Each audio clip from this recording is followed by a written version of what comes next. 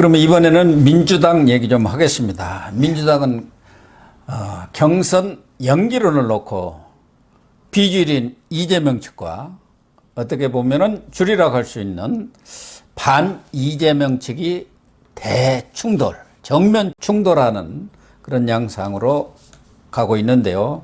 20일 의총이 지금 열리지 않습니까? 네. 이낙연, 정세균 측에서 66명이 연판장을 돌려서 의총을 소집을 요구했기 때문에 여기서 아마 상당한 격돌이 있을 것 같은데 여기서 가닥이 좀 잡힐 것으로 보입니까? 일단 이제 주류하고 비주류부터 저는 좀 다시 한번 정해봐야 되지 않을까. 왜냐하면 이게 그 180명 의원 중에 66명이 연판장이면 누가 주류인지.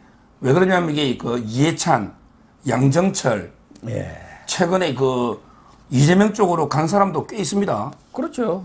어떻게 보면은 그리고 이제 경선 신주류로 형성이 됐다고 그러니까요. 봐야죠. 경선 연기론하고 이제 그 지금 원칙대로 하자는 게 있죠. 예. 오히려 이게 원칙대로 하자는 게 이재명만 있는 게 아니고 추미애도 있고요. 예. 추미애, 그다음에 그 박용진 있죠. 예. 박용진 이 사람들이 이게 다 원칙대로 하자는 사람들이 지지율이 좀 높아요. 예. 최근에 그렇습니다. 추미애, 박용진이가 3, 4등 하고 있잖아요. 예. 그러니까 지지율을 보면 이게 이재명, 추미애, 박용진 합치면 압도하고 있죠. 저쪽은 이게 이낙연, 정세균, 그 다음에 뭐 존재감이 없는 뭐 이광재, 김두관, 최문순, 양성조 이런 사람 있잖아요. 예, 이런 게 싸움이거든요. 숫자는 6명입니다. 예. 근데 문제는 송영길이가 이제 이재명 쪽에 서 있다는 거예요. 예. 제가 보기에 송영길이가 최고위원회에서는 어제 결론 못 냈죠. 예. 그래서 이제 의총 가지만 결국에 의총은 참고 사항이거든요. 결론은 대표인 내가 내린다. 결론은. 송영길 입장이 이래요. 근데 이걸 저는 당원 전체 뭐 옛날에 그 박원순하고 그 공천할 때 있잖아요. 예. 박원순 오거돈 대신에 보궐선거 할 때 공천할 때 왜 쇼해가지고 당원 총 투표해가지고 바꿨잖아요. 이런 식으로 당원들의 총의를 물어보면 모르지만 의원총회에서는 못 바꿉니다. 그렇죠. 그러니까 저는 의원총회 안 되면 결국에 당원 전체 의사를 묻는 절차를 송영길이가 안 밟으면 결국은 이게 최고위원회에서 할 수밖에 없고 그렇다면 이게 송영길이 의사가 저는 반영된다 보거든요. 그래서 결론은 저는 송영길하고 이재명에 따라서 원칙대로 갈 수밖에 없다. 이렇게 저는 예측하고 있어요. 그래서 이낙연, 정세균 측에서는 이 문제는 의총에서도 물론 걸러져야지만 전당원 투표를 통해서 최종적으로 결정되는 수밖에 없지 않겠느냐. 그래서 전당원 투표를 지금 또 요구를 하고 있어요. 뭐 여러 가지 정치적 상황으로 보면은 원칙으로 가는 것도 한 방법이지만 지금 9월 초에 경선이 이루어지면은 7, 8월 그 땡볕 속에서 경선 일정을 진행해야 하는데 다 휴가 가버리고 무슨 관심이 있을 것이며 코로나 상황까지 겹치고 있기 때문에 백신 접종률이 높아지면서 가을쯤이면은 상당한 군중이 집합된 가운데서 전당대회를 순차적으로 이렇게 지역을 돌면서 열 수도 있는 합동연설회 같은 것도 그런 상황이 이루어질 때 하는 게 어떻겠느냐. 그것도 또 좀 일리는 있어요. 그러니까 특정인의 유불리보다는 경선을 9월에 치르는 것과 11월로 연기하는 것이 내년 대선 큰 전략의 차원에서 보면 어느 것이 더 유리한지를 판단을 당원들한테 맡겨보는 게 어떻겠느냐 그 얘기죠. 근데 이게 왜 이런 문제가 생기냐면요. 여당은 이제 240일 전에 후보를 정하고요. 예. 그 다음에 야당은 이제 180일이죠. 예. 그러니까 차이가 나잖아요. 근데 이게 옛날에는 대선을 전부 12월 달에 했죠. 그러니까요. 근데 이거 3월 달로 땡기다 보니까 땡볕에 여름 이게 된 그 당원은 옛날부터 있는 거고요. 그래서 이게 문제는 되는데 그렇지만 저는 이게 이낙연이나 정세균이가 꼼수가 없겠어요? 어떻게든 이렇게 연계해가지고 좀 이게 반전의 계기를 한번 만들어 보자. 이런 정치적 꼼수가 있는데요. 결국 이 정치는 명분입니다.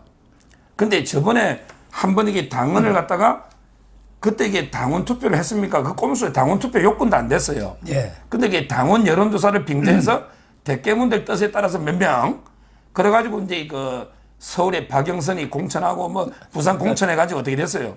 대참패를 했잖아요. 예. 근데 그때 한번 당원을 무시해가지고 이미 잘못한 반면교사가 있잖아. 근데 이번에 과연 당원 투표 요건은 되는지, 또 이게 제가 보기에 이번에 당원 투표에도 이긴다는 보장도 없어요. 이미 저쪽으로 많이 넘어가 있거든요. 이재명 쪽으로, 이해찬 쪽으로. 따라서 저는 과연 이게 송영길이가 그렇게 당원 투표까지 갈 사안인지, 또 그렇게 무리수를 던질지, 이번에 그럼 또 당원을 바꿔야 되거든요. 지금 이게 두 번째 아닙니까? 근데 그래서는 저번에 서울시장, 부산시장 보궐선거, 그게 또 아픈 과거가 되니까 이번에 또 그런 잘못을 할 수 없잖아요. 그 점에서 저는 명분이 약하고 해서 원칙대로 가지 않을까. 안 가면 이게 당이 깨질 가능성도 있거든요. 상대히 이재명 측에서는 극렬 반발할 겁니다. 뭐 파국이다 이렇게 지금 얘기를 하고 있죠. 이재명 측에서는 뭐 그렇다고 해서 뭐 딴 살림을 차릴 일은 아니지만요. 그러나 뭐 이재명이 11월로 연기를 한다고 하더라도 뭐 통큰 정치를 해서 딱 연기를 한다고 하더라도 그 안에 이낙연이라든가 정세균, 나머지는 이제 뭐 얘기할 것도 없습니다만은 그런 사람들이 힘을 합쳐가지고 무슨 큰 변수가 있지는 저는 않을 것 같아요. 그렇습니다. 그때 가도 결국 이재명 아니겠느냐 그런 생각도 하고, 만약에 송영길이가 원칙대로 하자, 그게 정도다 이렇게 결정할 경우 정세균이나 이낙연이 그 사람들이 배짱은 없기는 하지만 옛날에 YS DJ 같은 보이콧 선언합니다. 이런 식으로 일방적으로 가면 나 대선 레이스에 들어가지 않겠다. 이런 경우도 과거에는 종종 있었는데 과연 이런 일이 또 혹시 일어난다면은 민주당으로서는 경우에 따라서는 원팀이 완전 이제 각자 도생으로 가는 그런 길목에 들어섰다고도 볼 수가 있거든요. 근데 저는 그 반대 경우는 몰라도요. 박사님이 말하는 거는 이제 원칙대로 지금 가는데 이낙연이나 정세균이가 보이콧 한다는 거 아닙니까? 그거야말로 이게, 그거는 뭐 자기가 질 것 같으니까 보이콧 하니까 그거야말로 이게 저는 잘못된 거고 파괴력도 없고요. 오히려 반대 경우 있잖아요.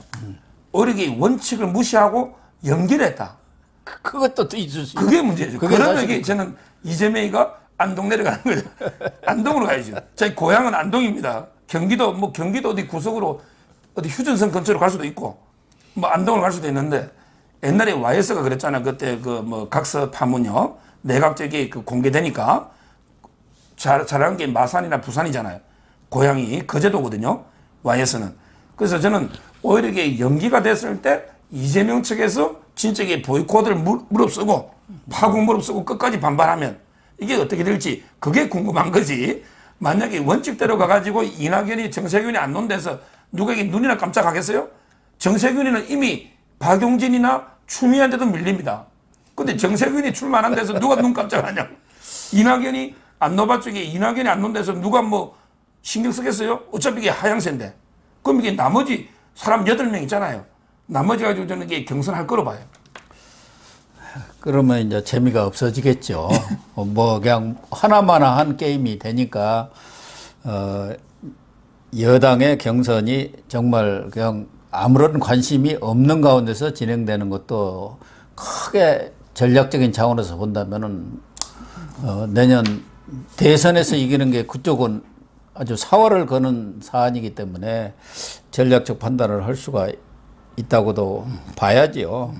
그쪽에서 자꾸 싸움 나고 갈라지고 하는 게 정권 교체를 원하는 사람들 입장에서는 좋은 거 아닙니까? 근데 제가 보기에는요, 어차피 이게 여권의 대선 흥행은요 이미 끝났어요. 시청률로 치면 제가 KBS 이사 아닙니까? 박사님이 KBS 이사이잖아요. 시청률이 첫 1회부터 2회 재미없이 나가다가 갑자기 시청률이 쑥 뜨는 경우는 없어요. 그러니까요. 대부분 이게 시청률이 낮은 프로가 나가면요, 결론은 이게 조기 종영합니다. 조기 그냥 방송 끝나버려요. 조기 종영. 제가 보기에 지금 이미 여당은 거의 이재명 쪽으로 굳어져 있고요. 추세가 있는데, 예. 뭐 누가 논들에게 경선이 갑자기 흥행이 되고 막 누가 이길지 모르고 손에 땀을 쥐고 이게 되겠습니까? 이미 저는 저쪽은 이게 굳어진 게 아닌가. 이미 흥행 드라마가 조기 종영만 남았지 끝난 게 아닌가 보고 있어요. 송영길 입장에서는 지금 당대표 돼가지고 사실은 뭐 본인은 줄이라고 생각하고 친노 친문이라고 하지만 어떻게 보면은 핵심은 아닌 그런 상황에서 정말 간신히 당대표가 됐는데 그 이후 민생의 시간으로 돌리려고 지금 무척 애를 쓰고 있지 않습니까? 그런데 조국이 또 좀 조국의 시간이라는 책을 내가지고 그냥 한바탕 휘저어 놓고 이번에는 또 경선 연기론으로 휘저어 놓다 보니까 어떻게 보면은 이번 문제를 잘 풀지 못할 경우 정치력을 발휘해서 풀지 못할 경우 송영길 체제가 상당히 위기 상황으로 갈 수도 있겠다. 경우에 따라서 또 비대위 얘기까지도 나올 가능성도 있지 않겠습니까? 근데 지금 임기 말에 뭐 민생 해봤자 이미 정권 이제 빨리 문 닫아야 되는데 빨리 저는 이게 짐 싸가지고요. 청와대에 빠져나오고 이제 그 일을 마당에 민생 운운하는 게 웃기고요. 그리고 개인적으로 저는 송영길이든 이준석이든 상당히 그 지금 이게 정치의 시즌, 정치의 계절 아닙니까? 예. 전부 이게 저는 둘 다 파리 목숨으로 봐요. 왜냐하면 이게 대선 지는 순간에 어느 한쪽은 이미 끝나는 거거든요. 그리고 이제 대선 후보가 또 정해지면요.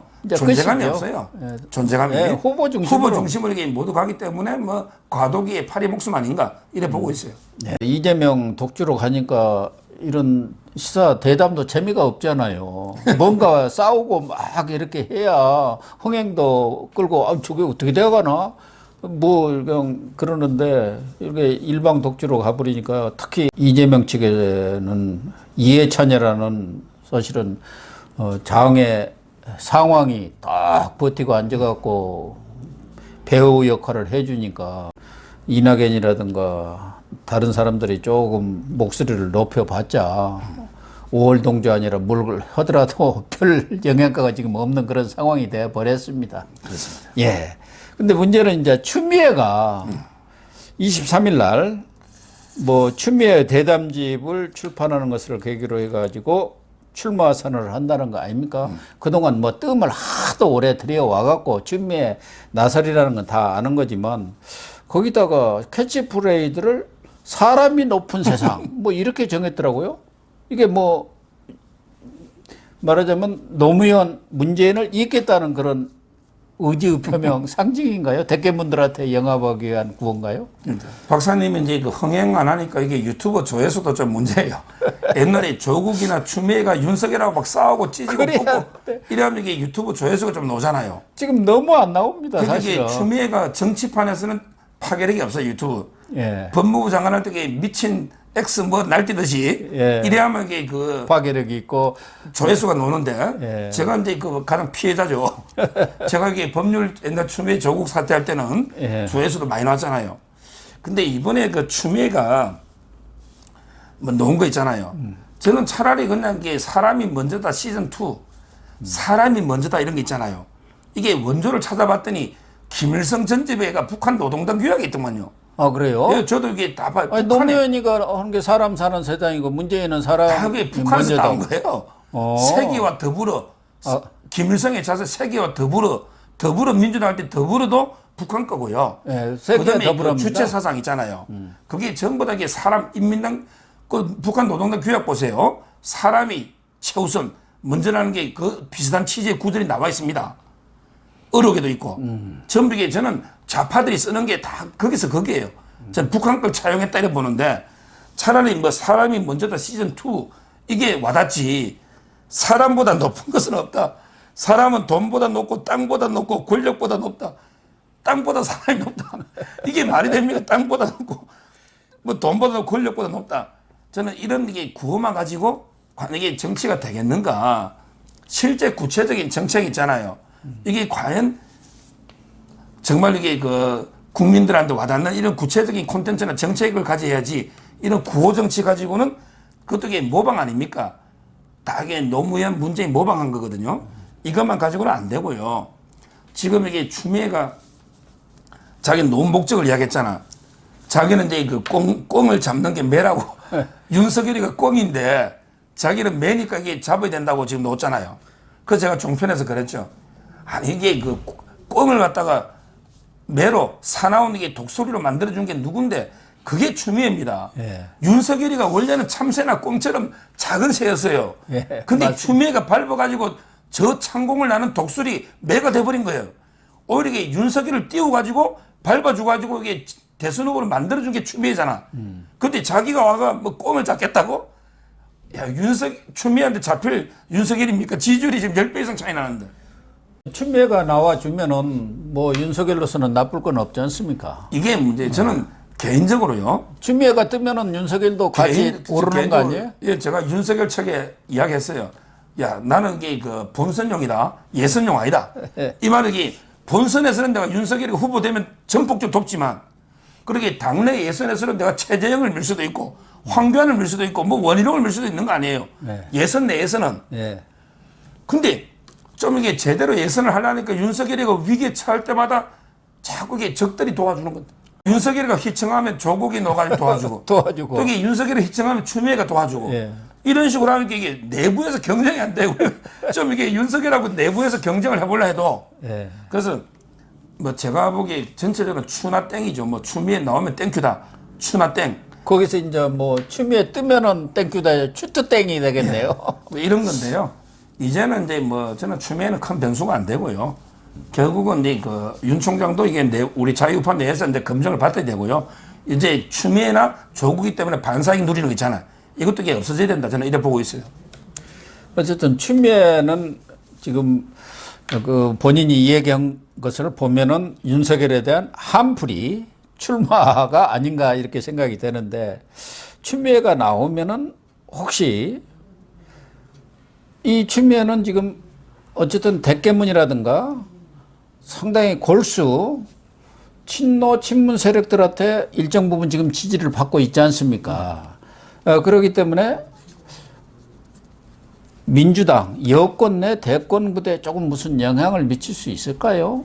경우에 따라서는 이재명 측한테는 영향이 별로 없을 수도 있고 그렇지 않아도 어려운 이낙연, 정세균은 그쪽도 또 뺏어가 버리니까 지금 3인을 놓고 싸우고 있어요. 다 자기 당 내에서는. 1위 이재명, 2위까지는 아직은 이낙연이 견지를 하고 있는데 3위는 추미애, 또 정세균, 박용진 세 사람이 3등을 놓고 엎치락뒤치락 하고 있는 그런 상황이에요. 근데 이거 추미애를 지지하는 게 이제 옛날에 개싸움 예. 국민운동본부 있잖아요. 예. 개국본. 예. 근데 이름을 개싸움에서 이제 그 개혁으로 바꿔놨던 거 이름을. 예, 그렇게 바꿨습니다. 그 사람들에게 추미애 나와라 뭐 저저저고. 근데 그게 몇 명 되겠어요. 진짜 저는 지금 이게 열렬 대깨문이요. 부엌보다 이게 숫자 얼마 안 됩니다. 지금 이게 추미애 그 지지하는 뭐 3, 4% 있죠. 이게 저는 최대치라 봐요. 따라서 과연 이게 그 추미애가 큰 변수가 될까? 저는 뭐 발전성도 없고요. 어차피 이게 뭐 정세균이나 이낙연 표를 뺏어갈까? 저는 이게 또 완전한 대깨문들도 이게 정세균이나 이낙연 지지는 잘 안 하거든요. 예. 그래서 크게 제가 보기에는 변수는 안 될 것 같아요. 오히려 저는 박용진 있죠. 오히려 이게 박용진이는 좀 결이 달라요. 유일하게 이제 약간의 중도층까지 조금 어필하려고 하는 게 박용진입니다. 예. 개혁 정책으로 승부하거든요. 예. 젊고. 그 정도가 이게 변수가 그것도 뭐 뒤집지는 못하고 약간 이게 박용진이는 약간 뜰 수 있는 가능성이 있을지 몰라도 추미애는 변수가 안 됩니다. 그래서 이미 경선은 끝난 게 아닌가. 이재명 쪽으로 이렇게 보고 있어요. 추미애 TV의 구독자가 한 21만 명이라고 하더라고요. 한 21만 명. 여기에 이제 개국본이라든가 뭐 추미애 지지자들이 거의 들어와 있는 것 같은데, 그러나 뭐 본선용은 아니지만 경선에서는 그래도 상당 부분 영향력을 행사할 수는 있지 않겠나. 추미애가 들어감으로 인해서. 거기는 자기들끼리 경선이니까요. 합종 연행 있잖아요. 네. 합종 연행을 해가지고 이게 누구하고 손잡으면 약간 뭐 어떨지 모르지만 그렇게 독자 후보로 나와서야 그게 가능하겠나 저는 이런 회의적입니다. 저는 일각에서는 더불어민주당이 아니라 열린민주당 후보로 나온다 뭐 이런 얘기도 있었잖아요. 그래가지고 나중에 11월 가가지고 뭐 이렇게 단일화 경선을 벌인다. 그럴 경우 이재명이가 또 중간에 낙마를 지지율이 확 떨어지면은 자기가 먹을 수 있다. 뭐 이런 이 얘기도 나왔었어요. 근데 그거야말로 뭐 꼼수 중에 왕꼼수죠. 꼼수 중에 왕꼼수. 이런 꼼수는 처음 봤는데 그러면 이게 당을 탈당을 해야 되거든요.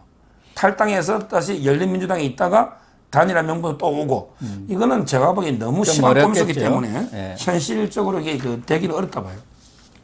송영길 뭐 당대표나 민주당 입장에서는 참 추미애 이거 버릴 수도 없고 그냥 그런 입장인 것 같아요.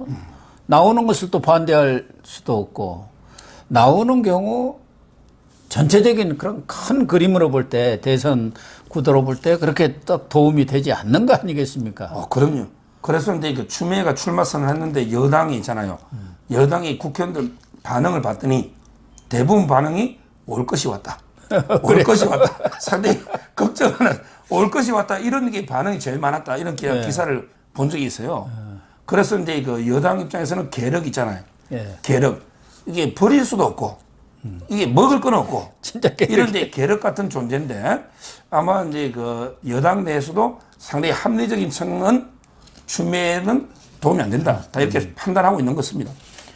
뭐 계보원이라고 하나요? 지지 국회의원이 한 명이라도 있습니까? 그래도 법무장관도 하고 당대표에 지금 5선인가 6선으로 한 의원인데 뭐 자기 사람 하나 없이 단기 필마로 나온다는 거예요. 그래가지고 뭐 자기 유튜브에다만 또 출마 선언하겠다고 하던데 국회의원 누구 있습니까? 아마 이제 원래는 조국이 하고요. 조국 똘마니들이 지지해야 되잖아. 예. 근데 조국 똘마니 대표적인 게 김남국이 하고 김용미잖아. 그거는 저 이재명한테 가봤잖아. 이미 가버렸죠. 국회의원들도 이게 되는데 줄 서야지. 그게 추미애한테 줄 서봐도 안 되는 거 아니까. 예. 그래서 제가 알기로는 이게 단기 필마 뭐 혼자 고립무원이죠. 어쨌든 추미애가 좀 떠주면은 정권 교체를 바라는 반문 세력들한테는 상당히 도움이 되고 뭐 윤석열뿐만 아니라 최재형 감사원장한테도 도움이 될 것 같은데 그렇게 크게 뜰 것 같지는 않습니다만은 그래도 변수가 조금 되기는 될 것 같아요. 어쨌든. 근데 추미애가 뜨면 윤석열은 좋죠. 예. 근데 최재형 감사원장은 윤석열하고 싸워야 되니까 별로 상당히 추미애가 얄미운 거죠. 예. 뭐 마이너스라 봅니다. 뭐 추미애는 그런 정도로 얘기를 마무리하겠습니다.